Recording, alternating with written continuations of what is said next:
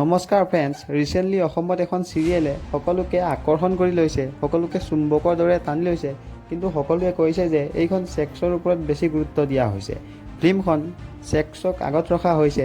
ময়ো চালোঁ এইখনৰ বহুকেইটা পাৰ্ট। ভাল হৈছে, মোৰ মতে বহুত ভাল হৈছে। এনেকুৱা এটা কণ্টেণ্ট আমি অসমীয়াত বিচাৰি আছিলোঁ, যি নেকি এজন ভাল মুভি লাভাৰক লাগে। আহকচোন এই চিৰিয়েলখনৰ কিছুমান ভাল দিশ আৰু কিছুমান বেয়া দিশ, লগতে কি ধৰণৰ প্ৰভাৱ পেলাইছে মানুহৰ মাজত আমি জানো।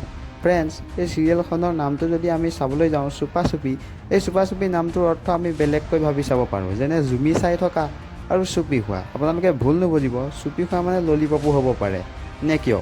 জুমি চোৱা আৰু চুপি খোৱা এই দুয়োটা শব্দই চিৰিয়েলখনৰ লগত মিলি গৈছে। সেইকাৰণে মোৰ ফালৰ পৰা ডাইৰেক্টৰজনক চালাম।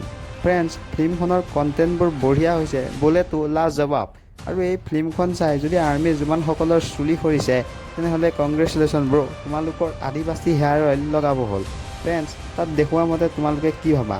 দেশৰ কাৰণে সেৱা কৰি যোৱা আৰ্মীসকলৰ জানে মন কেইজনীয়ে বেলেগক সঁচাকৈয়ে সেৱা কৰি আছে নি বাৰু? প্ৰশ্নবোধক।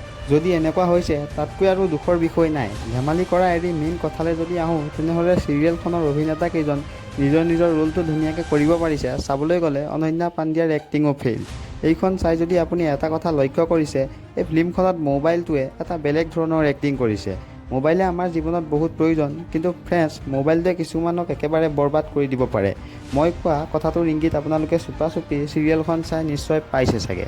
অকল মোবাইলটোৱে নহয়, বহুতো ঘটনা যিবোৰ নেকি আমাৰ ৰিয়েল লাইফত হৈ আছে, সেইবোৰ ডাইৰেক্টৰ প্ৰণৱ ভৰালীয়ে সুন্দৰকৈ দেখুৱাইছে। বাকী ময়ো সস্তা ধূৰ প্ৰাৰ্থী হ'বলৈ নাযাওঁ। আপোনালোকৰ মতামত কমেণ্ট বক্সত।